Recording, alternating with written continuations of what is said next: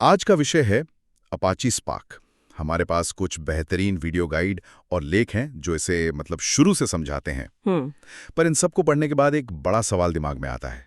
आजकल एआई और smart tools खुद ब खुद कोड लिखने लगे हैं, तो क्या डेटा इंजीनियर का काम भविष्य में खत्म हो जाएगा? ये आज के दौर का शायद सबसे जरूरी सवाल है। और मजे की बात यह है कि हमारे स्रोत बताते हैं कि इसका जवाब नहीं है, अच्छा। बल्कि असली विशेषज्ञता अब पहले से कहीं ज्यादा जरूरी हो गई है। और स्पार्क का आर्किटेक्चर खुद हमें ये समझाता है कि क्यों। ये सिर्फ एक टूल नहीं है, ये सोचने का एक तरीका है। तो आज हम सिर्फ ये नहीं समझेंगे कि स्पार्क क्या है, बल्कि हम इस सवाल का जवाब खोजने की कोशिश करेंगे। चलिए इस पड़ताल को शुरू करते हैं। हम सब जानते हैं कि बिग डेटा का मतलब है बहुत सारा डेटा, इतना कि एक अकेली मशीन उसे संभाल नहीं सकती। सही। इसके लिए हमें कई मशीनों का एक समूह है, यानी क्लस्टर चाहिए। स्पार्क आज इस दुनिया का बादशाह है, पर क्यों? इससे पहले हडूप ही तो यही काम करता था। हाँ, और असली कहानी हडूप की सबसे बड़ी कमी से ही शुरू होती है। हडूप मैप रिड्यूस डिस्ट्रीब्यूटेड तो था, पर उसका काम करने का तरीका बहुत धीमा था। धीमा क्यों था? सोचिए, एक ऐसा शेफ है जो सब्जी काटने के बाद उसे वापस फ्रिज में रखता है। ठीक है। फिर मसाले निकालने के लिए फ्रिज खोलता है, मसाला डालकर उसे वापस फ्रिज में रखता है, और फिर तेल निकालने के लिए तीसरी बार फ्रिज खोलता है। कितना समय बर्बाद होगा। हाँ हाँ हाँ, बिल्कुल। हर छोटे काम के लिए फ्रिज खोलना और बंद करना। मैप प्रोड्यूस बिल्कुल यही करता था। वो हर छोटे ऑपरेशन के बाद नतीजों को हार्ड डिस्क पर लिखता था। डिस्क पर? हाँ, और अगले ऑपरेशन के लिए उसे वापस डिस्क से पढ़ता था। डिस्क पर ये लगातार लिखना पढ़ना यानी आयो बहुत ही धीमा प्रोसेस है। अच्छा। यहीं पर स्पार्क ने आकर पूरा खेल बदल दिया। उसने कहा, हम फ्रिज का इस्तेमाल बार बार नहीं करेंगे, हम सारा सामान काउंटर टॉप पर यानी मेमोरी रैम में रखेंगे। लेकिन रैम में सब कुछ करने का एक रिस्क भी तो है। अगर रैम भर गई या मान लीजिए अचानक बिजली चली गई तो? डिस्क पर लिखना धीमा था, पर कम से कम डेटा सुरक्षित तो रहता था। स्पार्क इस बड़ी समस्या से कैसे निपटता है? ये एक शानदार सवाल है, और यहीं स्पार्क की असली प्रतिभा छिपी है, जिस पर हम आगे बात करेंगे। लेकिन सिर्फ रैम में काम करने की वजह से इसकी स्पीड में जमीन आसमान का फर्क आ गया। कितना फर्क? इन गाइड्स में जो एक बात बार बार कही गई है वो ये है कि कुछ मामलों में स्पार्क मैप रिड्यूस से 100 गुना तक तेज हो सकता है। 100 गुना? हाँ, ये एक मामूली सुधार नहीं है, ये एक क्रांति थी। ठीक है, तो ये तो साफ है कि रैम का इस्तेमाल गेम चेंजर था।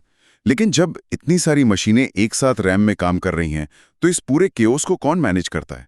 पर्दे के पीछे की टीम कैसी दिखती है? इसे समझने के लिए एक ऑफिस का उदाहरण लेते हैं।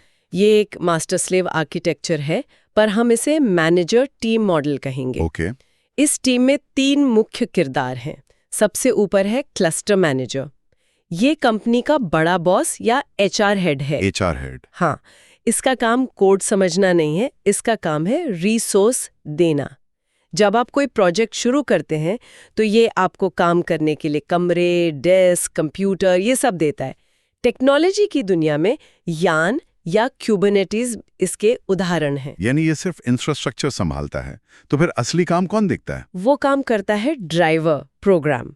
ये हमारे ऑफिस का टीम लीड है, ये हमारी एप्लीकेशन का दिमाग है। अच्छा, टीम लीड। जब एक डेवलपर अपना कोड सबमिट करता है तो वो सबसे पहले इस टीम लीड के पास जाता है। टीम लीड उस पूरे प्रोजेक्ट प्लान हमारे कोड को पढ़ता है और उसे छोटे छोटे मैनेजेबल कामों में यानी टास्क्स में तोड़ता है। और वो ये भी तय करता है कि कौन सा काम किस टीम मेंबर को देना है। और ये टीम मेंबर्स कौन है? ये है एग्जीक्यूटिव। ये वो मेहनती डेवलपर्स हैं जो असल में जमीन पर काम करते हैं। ये अलग अलग मशीनों पर बैठे होते हैं जिन्हें वर्कर नोड कहते हैं। Worker node? हाँ। टीम लीड ड्राइवर इन्हें टास्क भेजता है और ये उस टास्क को अपने हिस्से के डेटा पर पूरा करके नतीजा वापस टीम लीड को रिपोर्ट करते हैं। तो अगर मैं एक डेवलपर हूं तो पूरा प्रोसेस कुछ ऐसा होगा। मैं अपना प्रोजेक्ट प्लान, मेरा स्पार्क कोड कंपनी के बड़े बॉस क्लस्टर मैनेजर को देता हूं। सही। बॉस एक काबिल टीम लीड यानी ड्राइवर नियुक्त करता है और उसे एक केबिन, एक मशीन देता है। फिर टीम लीड बॉस से कहता है कि मुझे इस प्रोजेक्ट के लिए 5 डेवलपर्स एग्जीक्यूटर चाहिए। बॉस 5 खाली डेस्क, वर्कर नोट्स पर डेवलपर्स को बैठा देता है और फिर टीम लीड उन सबको काम बांटना शुरू कर देता है। आपने बिल्कुल सही पकड़ा। ये एक बहुत ही व्यवस्थित और कुशल सिस्टम है जहां हर किसी की भूमिका एकदम साफ है। ठीक है, तो हमारे पास एक मैनेजर, एक टीम लीड और काम करने वाले लोग हैं। ये तो हो गई टीम की बनावट। लेकिन ये किस चीज पर काम कर रहे हैं? मतलब स्पार्क की दुनिया में डेटा खुद कैसा दिखता है? क्या वो किसी सामान्य फाइल जैसा होता है? नहीं, और यहीं पर स्पार्क का सबसे फंडामेंटल कॉन्सेप्ट आता है, RDD। RDD यानी रिजिलिएंट डिस्ट्रीब्यूटेड डेटा सेट। ये नाम सुनने में थोड़ा भारी लगता है, पर अगर हम इसे तोड़ें तो ये बहुत आसान है। चलिए इसे जरा खोलकर समझते हैं। RDD को आप उस प्रोजेक्ट की मुख्य फाइल समझ सकती हैं, लेकिन इसकी 3 खासियतें हैं। पहली, ये डेटा सेट है, यानी डेटा का एक कलेक्शन। ओके। दूसरी, ये डिस्ट्रीब्यूटेड है, मतलब वो फाइल इतनी बड़ी है कि किसी एक डेवलपर की डेस्क पर फिट नहीं हो सकती।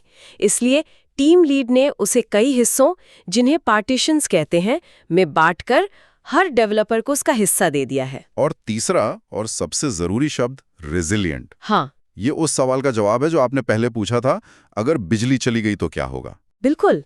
रेजिलिएंट का मतलब यह है कि ये सिस्टम बहुत मजबूत है। मान लीजिए आपके 100 कंप्यूटरों में से एक अचानक क्रैश हो गया, जिस पर आपके डेटा का एक जरूरी हिस्सा था। तो पुराने सिस्टम में शायद पूरा काम ही फेल हो जाता, लेकिन स्पार्क का टीम लीड मतलब ड्राइवर घबराता नहीं है। उसे सिर्फ ये याद नहीं कि डेटा का कौन सा हिस्सा किसके पास है, उसे ये भी याद है कि डेटा का वो हिस्सा बनाया कैसे गया था। अच्छा, तो उसके पास रेसिपी भी है? एकदम सही। उसके पास हर हिस्से को बनाने की पूरी रेसिपी होती है। अगर एक डेवलपर की डेस्क यानी मशीन क्रैश हो जाती है, तो टीम लीड बस उस रेसिपी को किसी दूसरे खाली डेवलपर को देता है और कहता है, ये लो, डेटा का खोया हुआ हिस्सा दोबारा बना दो। वाह! आपका काम एक पल के लिए भी नहीं रुकता। यही इसकी असली ताकत है। डेटा रैम में होने के बावजूद सुरक्षित रहता है, क्योंकि उसे दोबारा बनाने का तरीका हमेशा पता होता है। ये रेसिपी वाली बात तो कमाल की है। ऐसा लगता है जैसे टीम लीड काम शुरू होने से पहले ही बहुत ज्यादा प्लानिंग कर लेता है। क्या ऐसा ही है? आपने नस पकड़ ली, और ये हमें स्पार्क के सबसे शक्तिशाली फीचर पर लाता है, लेजी इवैल्यूएशन। Lazy evaluation? हाँ, यानी आलसी मूल्यांकन। स्पार्क एक आलसी लेकिन बहुत होशियार टीम लीड है। आलसी और होशियार, ये तो दिलचस्प कॉम्बिनेशन है। सोचिए, आप टीम लीड को निर्देशों की एक लिस्ट देते हैं। 1, सारे कर्मचारियों की लिस्ट निकालो। 2, उनमें से सिर्फ सेल्स डिपार्टमेंट वालों को फिल्टर करो। 3, उनकी सैलरी को 10% बढ़ाओ। और फिर 4, अब मुझे बताओ कि सेल्स डिपार्टमेंट में कुल कितने कर्मचारी हैं। ठीक है, 4 स्टेप्स। एक साधारण टीम लीड हर निर्देश मिलते ही काम शुरू कर देगा, लेकिन स्पार्क का लेजी टीम लीड बस इन निर्देशों को नोट करता जाता है। वो तब तक अपनी कुर्सी से नहीं हिलता जब तक आप उससे कोई अंतिम नतीजा नहीं मांगते। जैसे वो चौथा निर्देश, मुझे गिनती बताओ। काम शुरू नहीं करेगा। लेकिन इंतजार करने का क्या फायदा? काम तो करना ही है। फायदा है ऑप्टिमाइजेशन का। जब तक आप उससे नतीजा नहीं मांगते, वो आपके दिए गए सभी निर्देशों, जिन्हें हम ट्रांसफॉर्मेशन कहते हैं, कि पूरी लिस्ट को एक साथ देखता है। एक साथ? हाँ, वो इस पूरे प्लान को, जिसे डैग कहते हैं, डायरेक्टेड असाइक्लिक ग्राफ, उसे स्टडी करता है और सोचता है, अरे ये डेवलपर मुझसे 3 अलग-अलग काम करने को कह रहा है, लेकिन मैं इन तीनों को मिलाकर एक ही स्टेप में ज्यादा तेजी से कर सकती हूँ। अच्छा। वो काम शुरू करने से पहले सबसे स्मार्ट रास्ता खोजता है। वो असल में काम तभी शुरू करता है जब आप कोई एक्शन कॉल करते हो, जैसे डेटा को गिनना, दिखाना या सेव करना। तो वो हमारे लिखे हुए कोड से भी ज्यादा स्मार्ट तरीके से काम कर सकता है। वो सिर्फ निर्देशों का पालन नहीं कर रहा, वो उन्हें सुधार भी रहा है। बिल्कुल। और इसी सुधार की प्रक्रिया में वो 2 तरह के ट्रांसफॉर्मेशन को अलग-अलग तरीके से देखता है, नैरो और वाइड। नैरो और वाइड? हाँ, नैरो ट्रांसफॉर्मेशन आसान काम है, जैसे अपनी लिस्ट में से 50,000 से ज्यादा सैलरी वालों को हाईलाइट कर दो।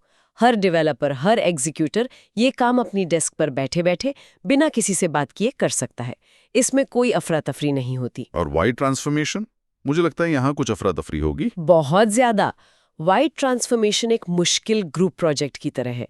जैसे टीम लीड कहे, हर कोई अपनी लिस्ट में से सिटी का नाम निकाले और एक जैसी सिटी वाले सारे लोग कॉन्फ्रेंस रूम में इकट्ठा हो जाए। अच्छा। अब दिल्ली वाले सारे डेवलपर्स को एक कोने में, मुंबई वालों को दूसरे कोने में जाना होगा। इसके लिए उन्हें अपनी सीट छोड़कर नेटवर्क पर एक दूसरे से बात करनी होगी, डेटा का आदान प्रदान करना होगा। तो बहुत कम्युनिकेशन होगा। हाँ, इस अफरा तफरी को शफलिंग कहते हैं और इसी शफलिंग में स्पार्क की सबसे ज्यादा पावर और टाइम लगता है। ये सबसे महंगा ऑपरेशन है। ये सब थ्योरी तो ठीक है, पर मुझे लगता है कि जब तक हम कोई असली उदाहरण नहीं लेंगे, ये बातें हवा में रह जाएंगी। सबसे मुश्किल कामों में से एक होता है दो बड़ी टेबल्स को जोड़ना, यानी जॉइंट्स।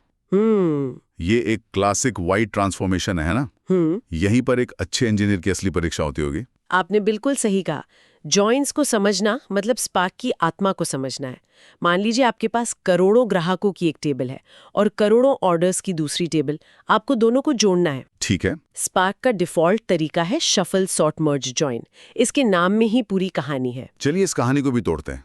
पहला शब्द है शफल। सही, क्योंकि जॉइन एक वाइड ट्रांसफॉर्मेशन है। पहला कदम शफलिंग है।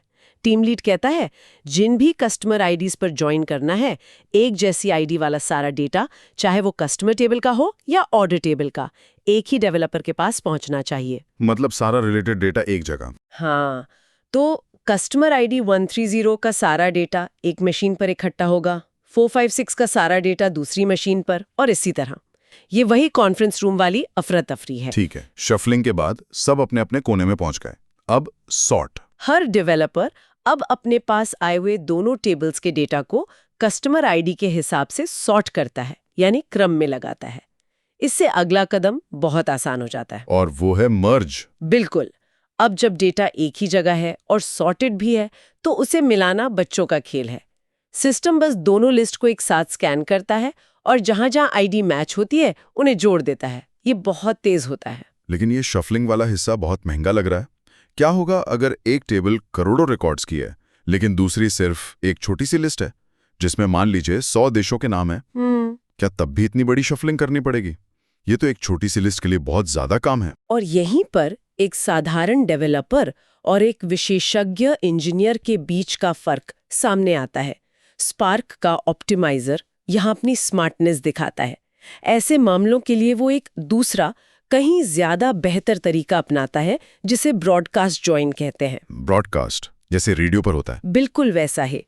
टीम लीड यानी ड्राइवर देखता है कि देशों वाली टेबल तो बहुत छोटी है, ये एक छोटी सी मेमो जैसी है। अच्छा। वो करोड़ों रिकॉर्ड्स की शफलिंग करवाने के बजाय उस छोटी टेबल की एक कॉपी बनाता है और उसे नेटवर्क पर हर एक डेवलपर, हर एक एग्जीक्यूटर को भेज देता है, उसे ब्रॉडकास्ट कर देता है। ओह। तो अब हर डेवलपर के पास बड़ी टेबल का अपना हिस्सा तो है ही, साथ में उस छोटी टेबल की पूरी कॉपी भी आ गई। हाँ। अब हर डेवलपर अपनी डेस्क पर बैठे बैठे, बिना किसी से बात किए, बिना किसी शफलिंग के जॉइन का काम पूरा कर सकता है। तो ये तो बहुत तेज होगा। ये शफल सॉर्ट मर्ज जॉइन से कई गुना, कभी-कभी 100 गुना ज्यादा तेज हो सकता है। मैंने एक प्रोजेक्ट पर काम किया था जहां एक बड़ा जॉइन 8 घंटे ले रहा था। पूरी टीम परेशान थी। 8 घंटे? हाँ। फिर हमने देखा कि एक टेबल बहुत छोटी थी।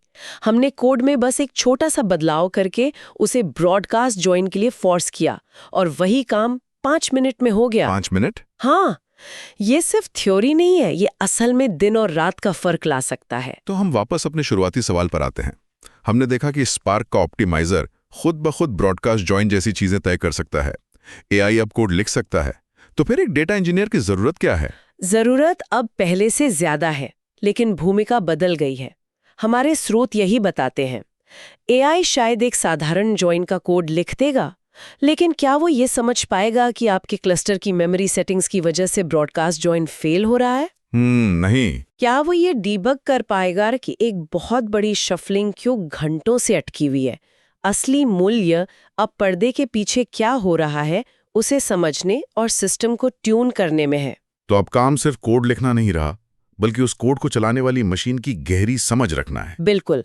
ये जानना कि ब्रॉडकास्ट जॉइन कब इस्तेमाल करना है या कब स्पार्क को ऐसा करने से रोकना है।